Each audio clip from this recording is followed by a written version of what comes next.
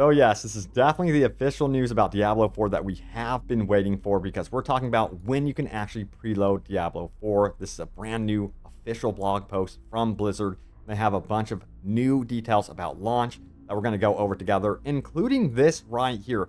Some really cool rewards that you can get for your favorite class. You're not going to want to miss this on how you can actually obtain these rewards. This is really, really cool. I'll dive into that. Plus, yeah, there's also a cool new mount right here.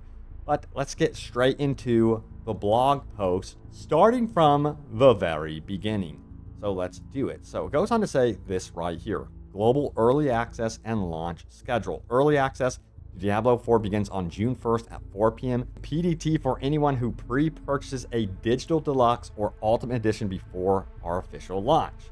And you can see here, there's the cool map that you can look at to find out when early access actually begins in your region. Again, it's still considered a global launch as well, so you have to remember that too. Now, also, we got to talk about the Standard Edition. So the official launch for Diablo 4 begins on June 5th at 4 p.m. PDT for everyone, including the Standard Edition. And you can see here are the global launch times. You can pause the screen and figure out when it is launching for you if you went with the Standard Edition. I know why you're here. You're probably here about preloading Diablo 4. So let's get into this. Scroll on down. It says, prepare for your descent into hell by preloading Diablo 4 early. Below you'll find instructions on how to install the game beginning on May 30th at 4 p.m. PDT for Windows, PC, Xbox, and PlayStation. Now, purchase of any edition of Diablo 4 is required to preload. And here are the instructions, of course, for Windows PC. You guys can pause the screen, go over that. I'm not going to go into extreme detail. I feel like it's kind of self-explanatory on how you would exactly preload.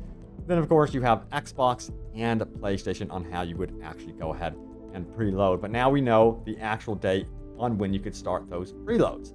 Now, we got to talk about the rewards that you can actually obtain, because they're doing this really cool Twitch drop reward system, and it's going to be lasting for quite some time, and week over week you can obtain something new. So let's get into what you can actually get. So check it out right here. Scroll on down a little bit more. It says week 1 Twitch drops Rogue and Necromancer. And yes, the start time for this is going to be June 5th, 4 p.m. PDT. The end time is June 11th, 11:59 p.m. PDT time. And you have to watch at least 3 hours of eligible Diablo 4 content while this Twitch drop is active to earn the dagger, and so on and so forth. So yeah, this is part of their support a streamer program, and you'll be able to watch certain streamers that are part of the Diablo 4 partner program, I suppose. And I guess they'll let us know who that is going to be, of course. It's going to last about 4 weeks, and there's going to be multiple ways of actually obtaining these rewards. All right, so let's go ahead and take a look at what you sorcerers can actually get. Check it out here. It says week 2 Twitch drops Sorcerer. This is really cool. And the start time for this one is going to be June 12th, 12 a.m. PDT, and end time is June 18th, 11:59 p.m. PDT. And you can see the cool items that you actually obtain here. One of them is going to be a Spell Slinger Wand Weapon Recolor, and the other one is going to be Hellrune Back Trophy, as you can see right here. I love it. Now, week 3 is going to be for you druids out there, and I'm loving the look of the axe here. And that's going to be beginning on June 19th, 12 a.m. PDT, and ending on June 25th at 11:59 p.m. You'll have to watch 3 hours again of those eligible Diablo 4 content. But yeah, we're going to be seeing a weapon recolor for the Hand Cleaver, and then also the Font of the Mother Back Trophy right here. Now, week 4 is going to be about the Barbarian. Hey, why is the Barbarian last? No, I'm just kidding. Barbarian, last but not the least. So yeah, we have June 26th as the start time, and the end time is going to be July 2nd, and you'll be able to have to watch 3 hours once again. And we have a Skull Crusher. But also, we have the Matriarch's Mantle Back Trophy as well. Check that out. That is really, really cool. But yeah, they also have this right here, support a streamer. And if we scroll down here, we can see that on June 5th, 4 p.m. PDT through July 2nd, you can also show your support for eligible Diablo 4 creators by gifting their channel 2 Twitch subscriptions of any tier. Doing so will earn you the Rugged Primal Instinct mount, as you can see right here. Beautiful. I think it's cool looking, so let me know if you guys are going to sit in on these Twitch streams, or if you're like, I'm going to just like play the game and not worry about this and just get the items from in-game. I feel like if you do miss out on this stuff, don't worry about it, because there's still going to be enough content in-game that's really going to be appeasing to everyone, I think. So I feel like it's not that big of a deal. Now, they don't have a list of the eligible channels. They'll be updating that with a complete list, and I'll let you guys know who they are. So yeah, that's going to be really cool. And yes, tomorrow is apparently going to be a very big day. Check it out. Yes, the review embargo lifts tomorrow. So we've seen a lot of evidence about this. That is going to be on the 26th. So we'll see how Diablo 4 scores across the board with critics first and foremost.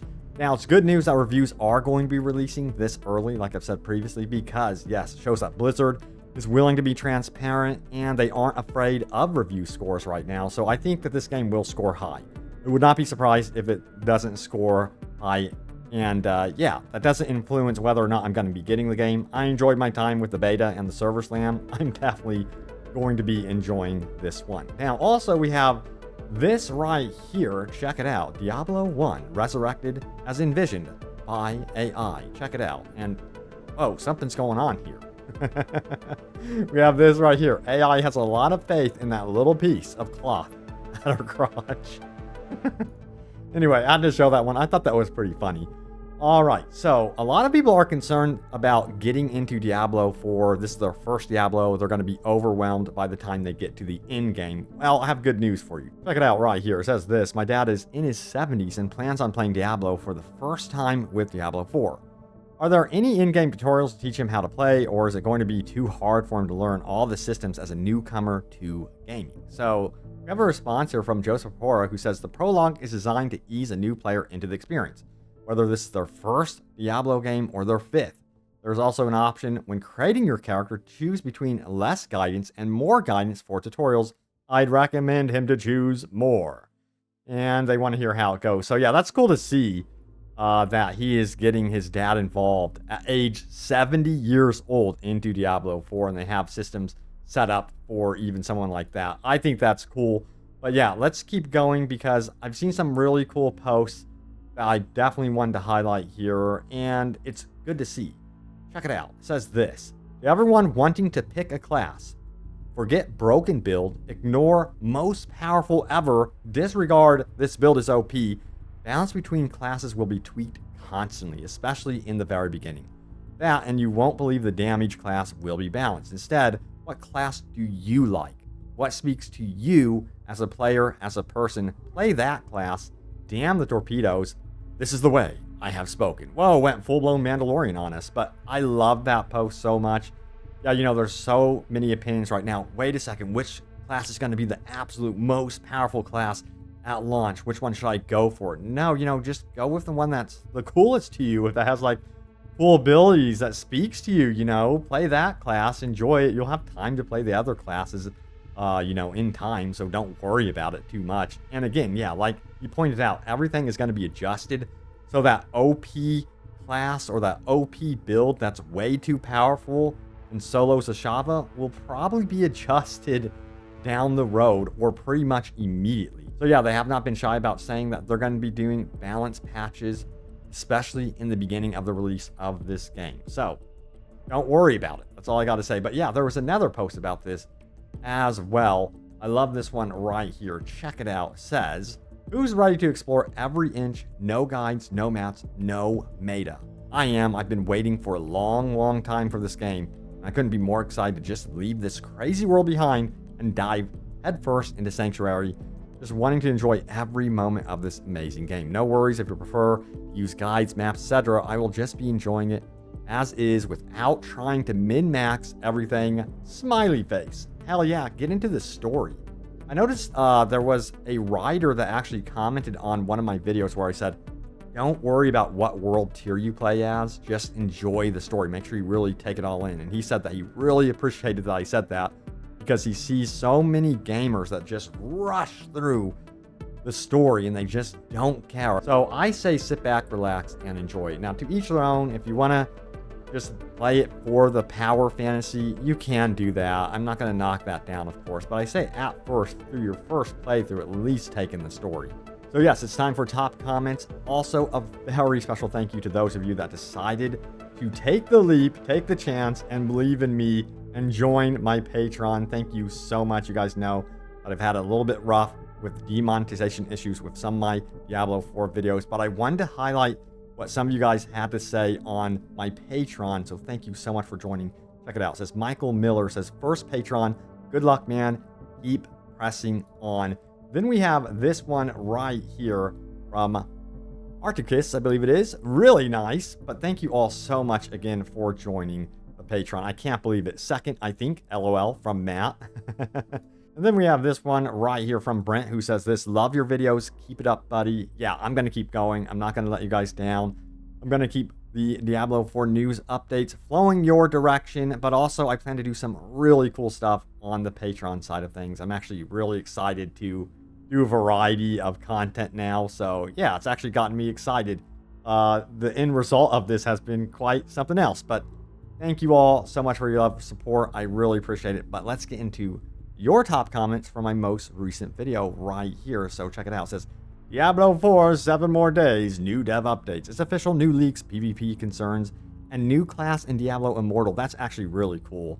Also, look at Lilith. This is the live action Lilith right here. And man, would it be cool to see some sort of live action TV show dedicated to Diablo? The question is, what network would you guys like for it to be on? Would you like for it to be on like Showtime, HBO, Netflix, Disney Plus? Just kidding about the last one. But anyway, let's get into your replies right now. So, scroll on down. We have Austin who says this, stumbled upon your videos looking up Diablo 4 news about a month ago and love all the content information you're putting out. Keep up the awesome work, and I'm already looking forward to seeing your next Diablo 4 update. Dude, thank you so much. Yes, and Calkin says your Diablo 4 videos are amazing. And there's so many replies like this, as you can see. Thank you, thank you. I wish I could read each and every one of them, but I'm going to try to highlight them on the screen here. The support here is tremendous. And then we have Anders, I believe it is, who says the Blood Knight is already in Diablo 4. The crossover, them-wise, with the Blood Necro build is very strong. Also, visually, the Necromancer is more of a plate armor used now in Diablo 4. Yeah, so it would be still cool to see something like the Blood Knight, but I hear what you're saying. I think we already have kind of like a blood type character. However, there's already a Necromancer in Immortal, you know, so it's kind of interesting they decided to throw a Blood Knight in Immortal. I do think eventually we would see the Blood Knight introduced into Diablo 4. Now, I think it's going to go like this, though. First and foremost, we're going to see a Paladin, a Holy Knight type figure added because it's very different from Immortal. And then they're going to start like having nostalgia type releases and then crossover stuff from Immortal. That's how I see it going down. And I think it could be actually a really cool rotation for sure. All right, so yes, we have this one right here as well from Diablo 4U. Curious to hear yours and everyone else's take on World Tier. I've seen so many different creators argue their perspective, but to me, unless you really want a challenge or you're a content creator wanting better content, World Tier 1 seems to be everyone's choice. Creators seem to say they'll run Tier 2 just for the more intense content. Curious to hear more opinions about this one. Yeah, again, just do what feels good, you know? And some people might want to do World Tier 1 just because they don't want to die as often, perhaps, on World Tier 2. Maybe it's like they hit a certain point where they're finding it a bit difficult. And if they want to do that, they can. They could tone it down.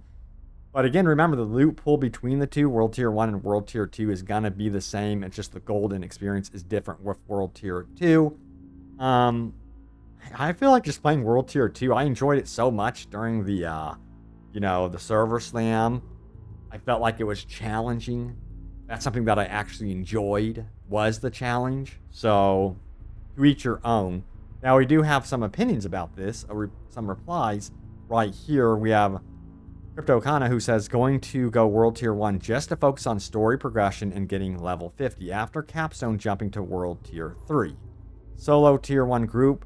Tier 2 is my plan, Michael Druid says, and Bryce says, honestly, depending on what you're trying to accomplish, World Tier 1 is going to be your quickest option. It doesn't make you bad at the game at all. If you want a harder challenge, then go World Tier 2. I wanted to say, like, jumping from World Tier 1 to World Tier 3 might be interesting for some people. That might be a bit of a spike for difficulty. You got to really know what you're doing there. You might be caught off guard and be like, oh, whoa, I actually need to level up a lot more than just to hop into World Tier 3. So I'm kind of curious to see how that's going to go down from jumping from World Tier 1 to World Tier 3. I'm so curious. But yeah, there it is. Thank you all so much for watching. Stay tuned here for more news and updates about Diablo 4. And again, thank you so much. You guys have like revitalized my spirit for creating Diablo 4 content. I was bummed, but yeah, thank you so much. I will see you all next time. Take care.